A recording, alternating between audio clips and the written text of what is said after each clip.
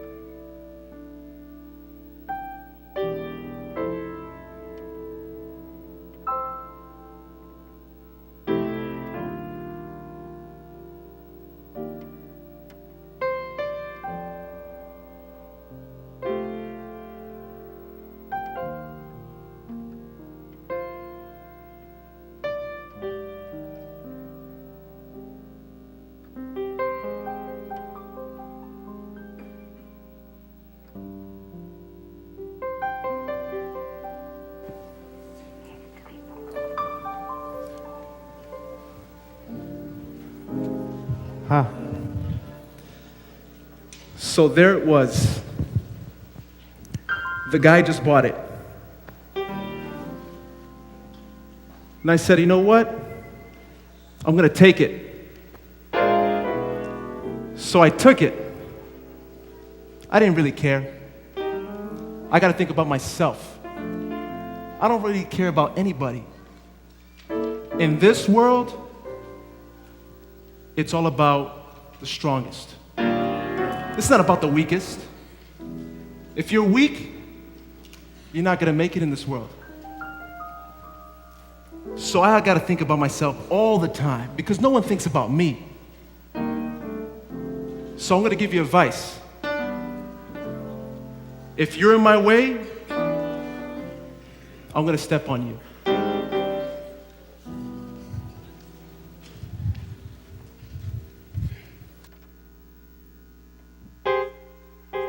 Can't remember the last time in emotions.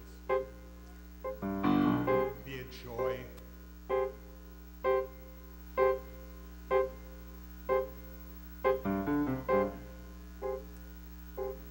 that. Even anger is not something I really dabble in.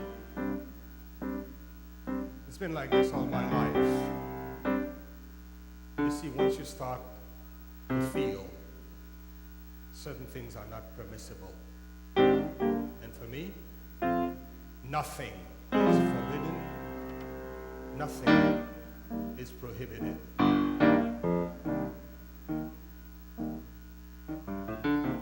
I'll tell you an incident that happened just last night. My neighbor has a dog, barks all night. I can't sleep. So last night, finally, I took care of it. Doesn't matter to me that That door was the neighbor's only companion. I watched that little thing whimper and look at me with those eyes, as if it knew what was coming. Yeah, I did what I had to do. It had it coming. After all, I have a right to have a good night's sleep in peace and quiet. Call me selfish, amoral, monster. Heard those words all my life.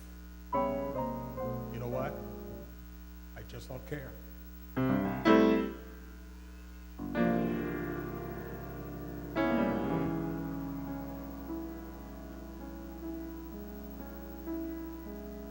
Is this all there is? This is it?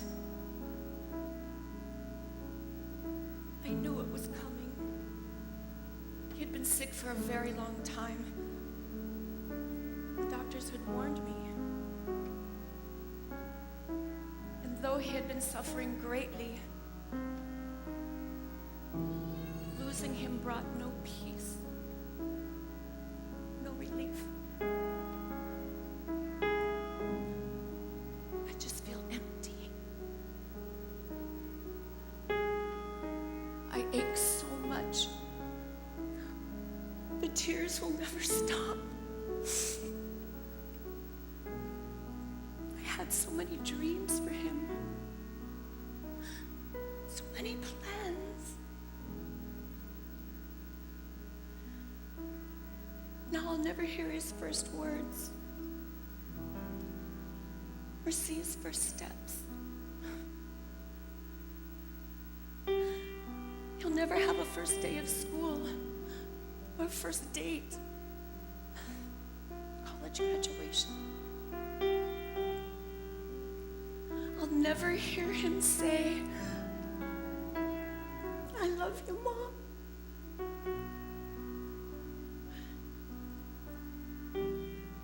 Or, "Mom, I need your help." Or, "Mom, I just cleaned my room a month ago."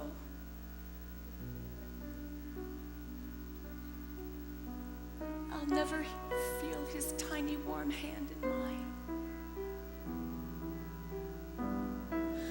I feel so useless. It was my job to protect him, to keep him safe. I was supposed to love him, to keep him, to cherish him. Is this what life is all about? An exercise in pain and suffering, with no meaning, no point, no end.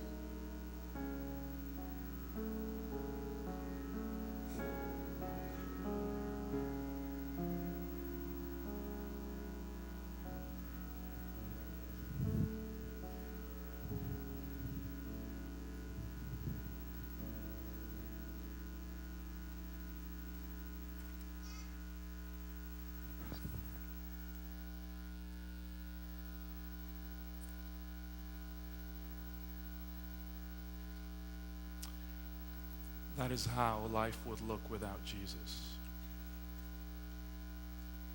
Selfish, sad, and evil. What if Jesus never walked out of the tomb alive?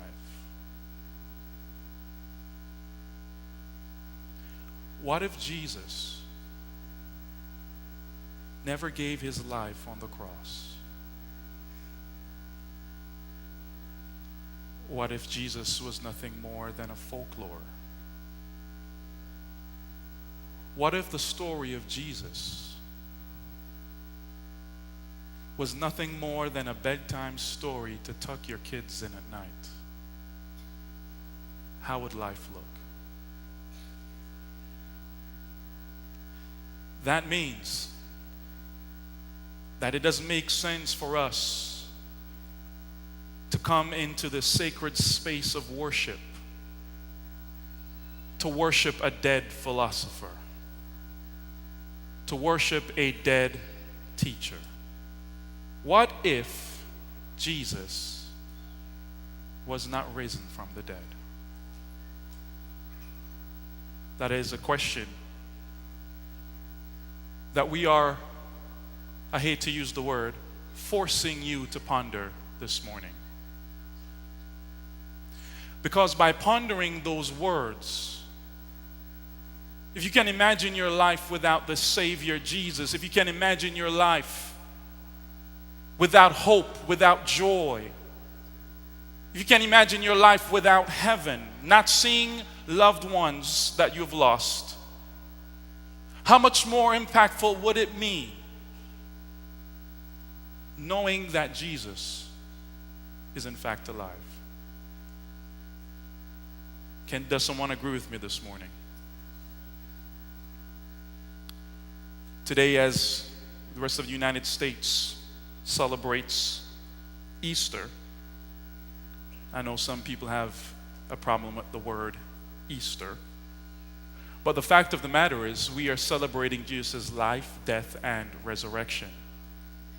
I thought I would have heard a louder amen than that one.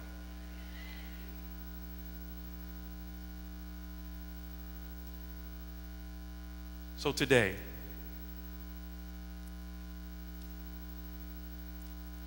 as we're looking at Jesus' resurrection, what does that mean? What does that mean for you? What does that mean for me? Turn with me in your Bibles to John 20. John, the 20th chapter. John, the 20th chapter. Looking at verses 1 through 9. Verses 1 through 9.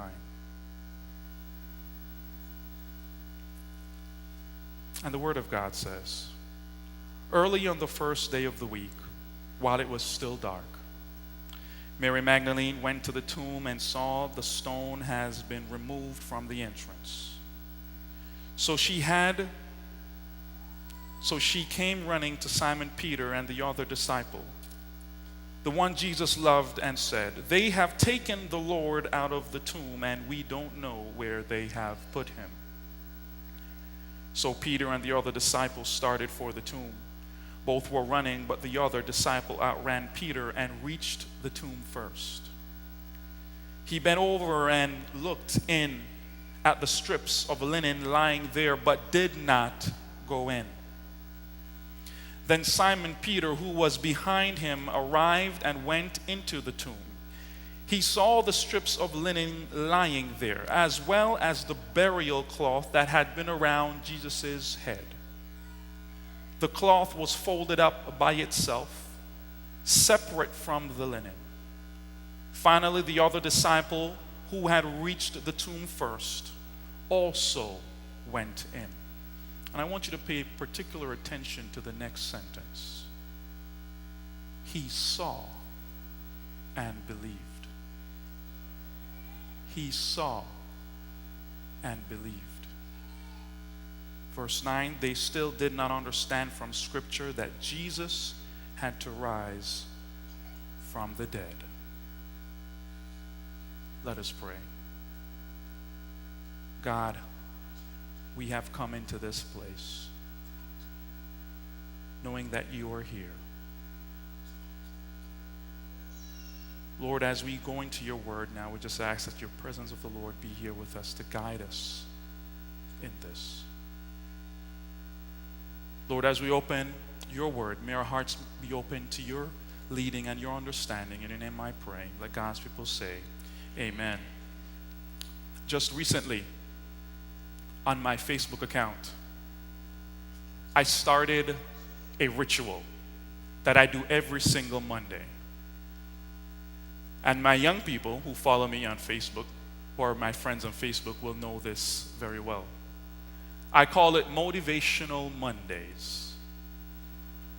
And on this quote, or every Monday, I put up a quote that inspires or motivates people for the upcoming work week.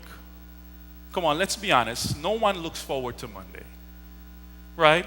Can you guys talk to me? Yeah, it's all right. No. Who looks forward to Monday? Nobody. Okay, one person does. Bless your heart. Bless your heart. And in my conversation with people, people have always been saying, man, it's lazy Sunday. Now I have to get up and look forward to Monday. Who likes waking up early on Monday? Nobody does. Well, thank God I'm a pastor. And so, many people are complaining about their work week. So I said to myself, you know what? I think I should start doing something on Facebook to motivate and inspire people. So every Monday I put an inspirational or motivational quote to get my friends on Facebook ready to encounter their week, to motivate. And so I do a lot of reading when it comes to not only theological reading. I do a lot of reading on self-improvement, motivational things. And I came across a quote this past week that I put up on Facebook. And the quote says this: impossible is just a big word thrown around by small men who find it easier to live in the world they've been given than to explore the power they have to change it. Impossible is not a fact. Impossible is an opinion.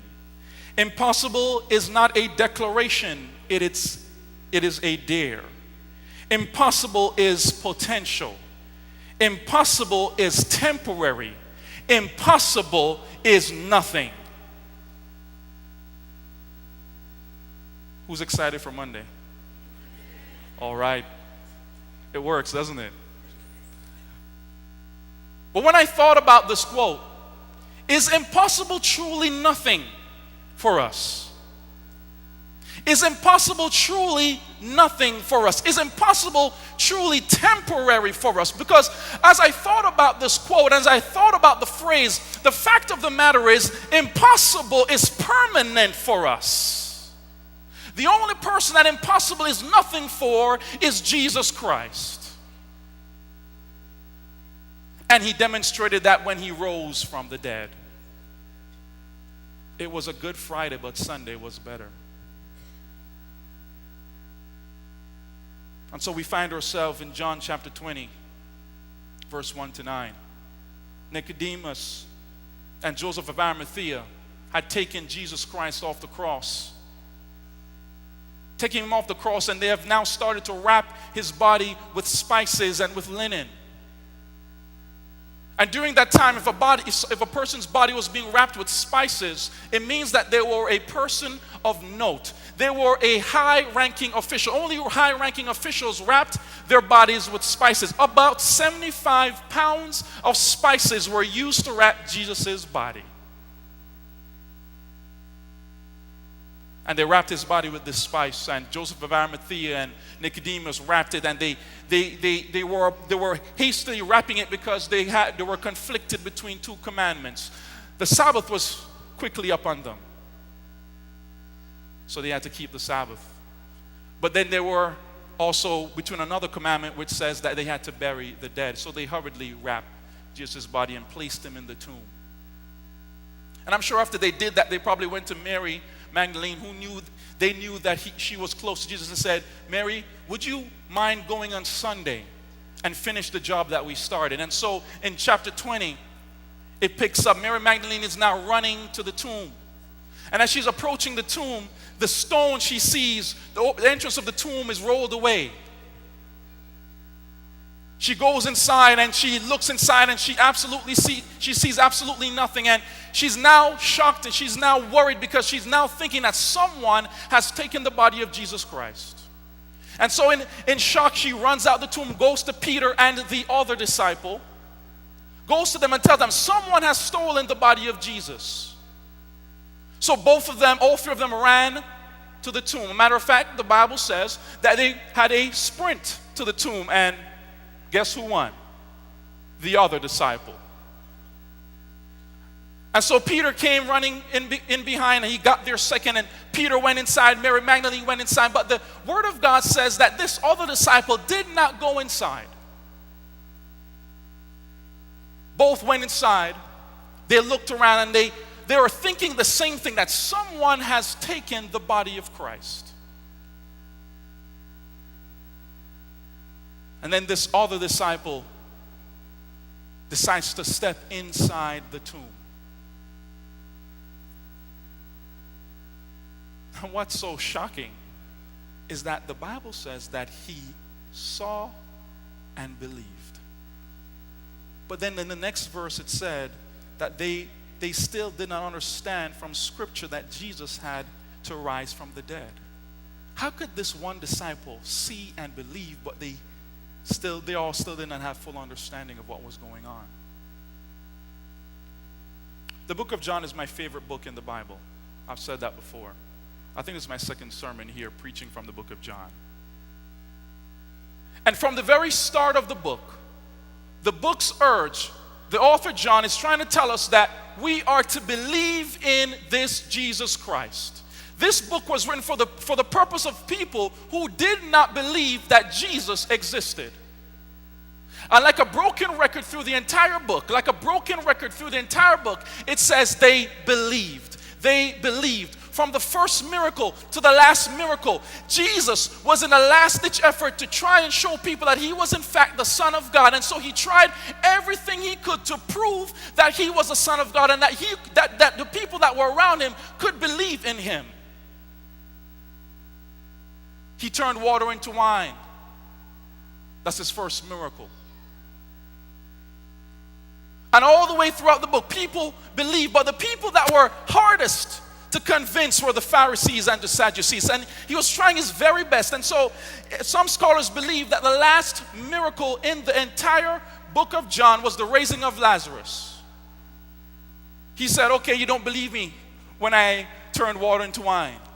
You didn't believe me when I healed the boy born blind. You did not believe me, but now I'm going to try my best. And so now Jesus finds out about his friend Lazarus that was dead.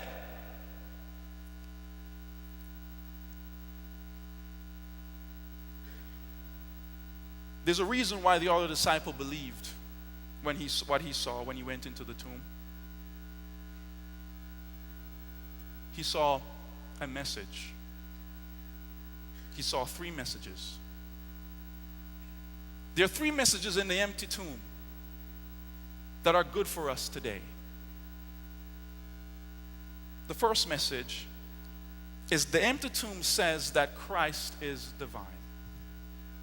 The empty tomb says that Christ is divine. Because people did not believe that Jesus Christ was actually the Son of God. And so, his friend Lazarus is dead. What's fascinating about the story is this. When Jesus found out that Lazarus was dead, he didn't rush to Lazarus.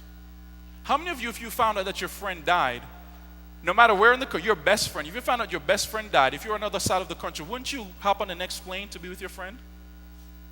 Wouldn't you hop on that plane? But you know what Jesus did? Jesus waited 4 days before he showed up to Lazarus. He waited 4 days. He did not get up instantly and rushed to the family of Lazarus or the people that were mourning. He waited 4 days. Why did Jesus wait 4 days? Well, Jesus waited 4 days to prove a point. Remember, the book of John is written to prove that Jesus was in fact the Son of God. So he waited 4 days and he showed up to the tomb of Lazarus. And he waited 4 days because there was a thinking at the time that after 4 days that absolutely no life was left in the body. So there was no chance, it was impossible for this person to come back to life. And so when Jesus went to the tomb, he looked at Lazarus and said, Lazarus, come forth. And when Lazarus came forth, people realized that he was actually the Son of God because he had performed something that was impossible. He was showing them that impossible is nothing for the Son of God. And after that miracle, many people left believing that he was the Son of God, but there were still some that still refused to believe in Jesus Christ. The question I have for you this morning, do you truly believe in Jesus Christ? Yes, don't be too quick to say yes. Because the fact of the matter is, when life starts to throw you around, and your situation looks impossible, does your belief in Jesus Christ waver, or does it stand strong? Do you at that moment believe that he is in fact the divine Christ and that he can perform the impossible? It's easy for us to say that we believe in Jesus when life is good, but do you still believe in him when you found out your body is wrecked with cancer? Do you still believe him then? Do you still believe him when your house is about to be foreclosed on? Do you still believe him then?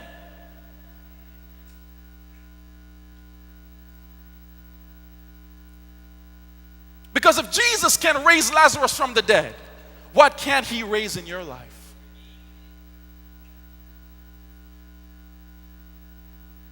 So Jesus raised Lazarus from the dead, but Jesus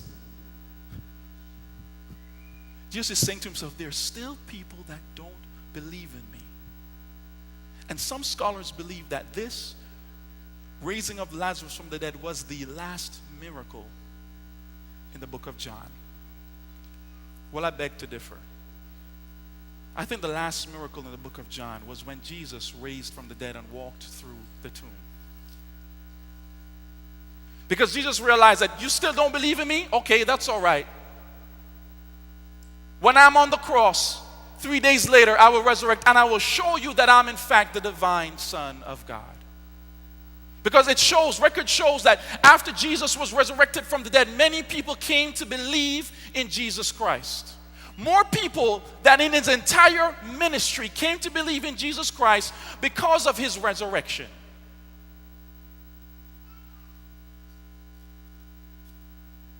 The second message that this other disciple saw in the tomb,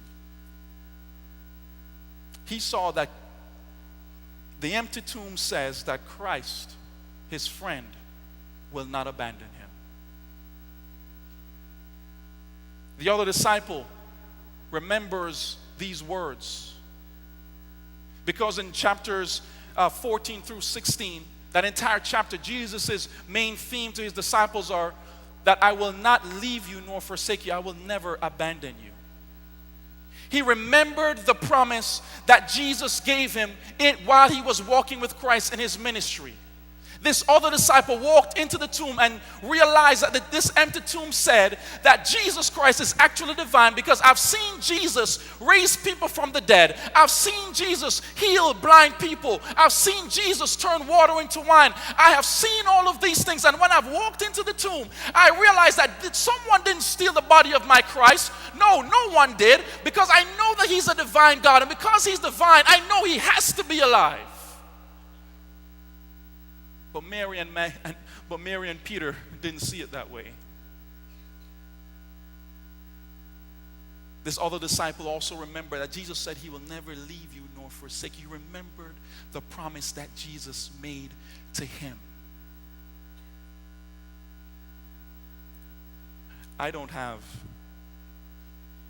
a child. But I'm sure one day when I will, I'm just trying to relate. I've noticed, especially if you have a daughter and you're a father, this is just noticing. Observation. Dad's about to leave to work. And the daughter says, Daddy, can you take me back my favorite snack? He's like, yeah, sure. The daughter's like, promise? Oh man, the next words out of the father's mouth. If you say yes, you are bound in blood.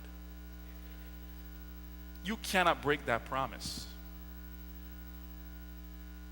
And so he says yes. walks out the door.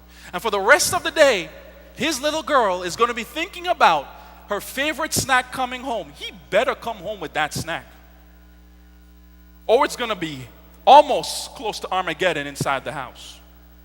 So the entire day she's thinking about her favorite snack. She's probably going to school thinking about the snack. She probably called Daddy and said, Daddy, remember to bring my snack home? The reason why she has all this childlike faith in her father, because maybe before her father, when he promised something to her, he has always come through on his promise. And so when she's waiting, she knows her father's going to come through with her favorite snack, no matter what happens. She gets home and she's waiting in anticipation for her favorite snack, and Dad comes in through the door and Dad presents the snack to her. That's the same thing that happened with this other disciple. He knew that his father was not going to fail on his promise. How many of you believe in the promise of Jesus for your life? How many of you believe that?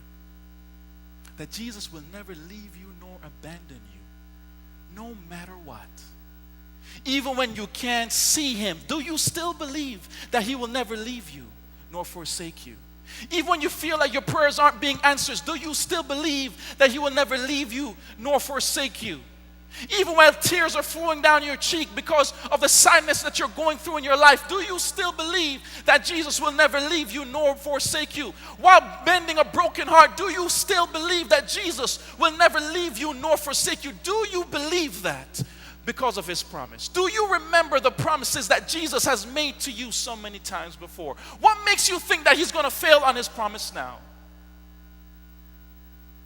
Many of us walk into these doors unsaid and unanswered prayers, unsaid prayer requests. But I'm here to let you know this morning that Jesus is a divine God, and because he's divine, he will perform the impossible in your life. And because he's divine, he says, because he's a promise keeper, he says that I will never leave you nor abandon you. What is it? What burden did you walk into this house with this morning?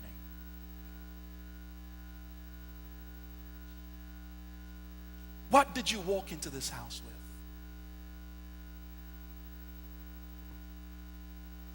Whatever burden it is, lay it at the feet of Jesus.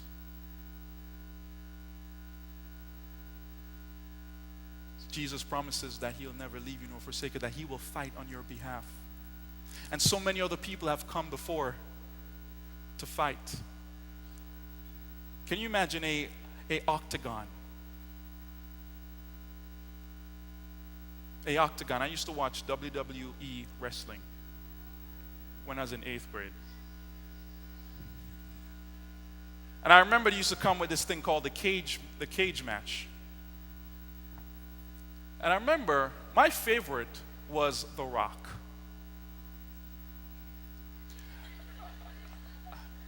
People who watch wrestling will get that. And I always liked the match between The Rock and Stone Cold Steve Austin.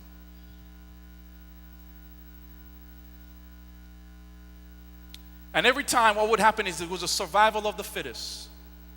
And one after the other, a wrestler would come out and try to defeat the wrestler that's inside the cage.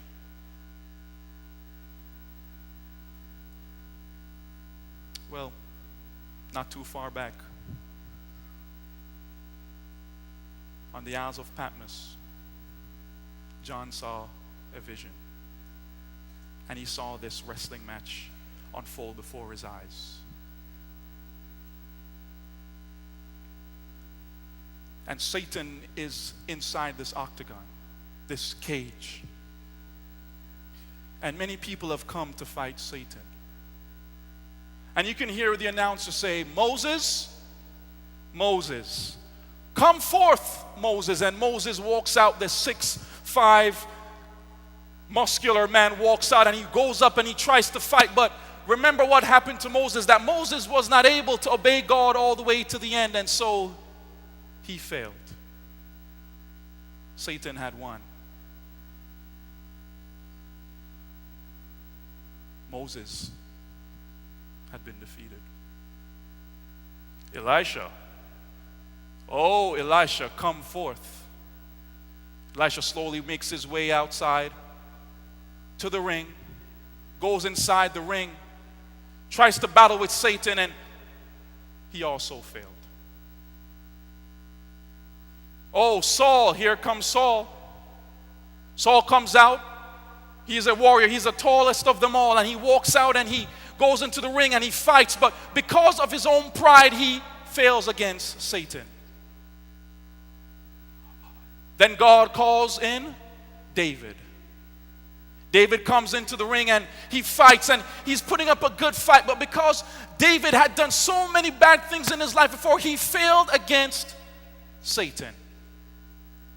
And one after the other, these people, these strong men of God, came up to fight on the behalf of humanity, but they all failed. And then they announced that Jesus Christ said, you know what, I'm going to come and fight this battle myself.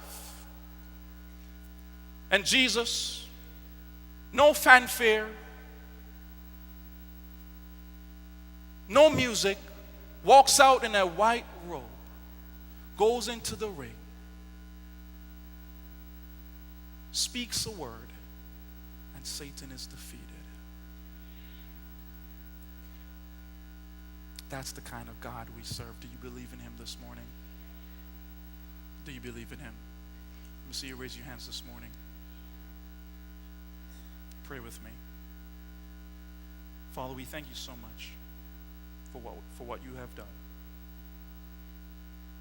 Thank you, Father, that you're able to perform the impossibility in our lives, no matter what may come. Lord, if you can be raised from the dead, what can't you do for us? In your name I pray. Let God's people say, amen.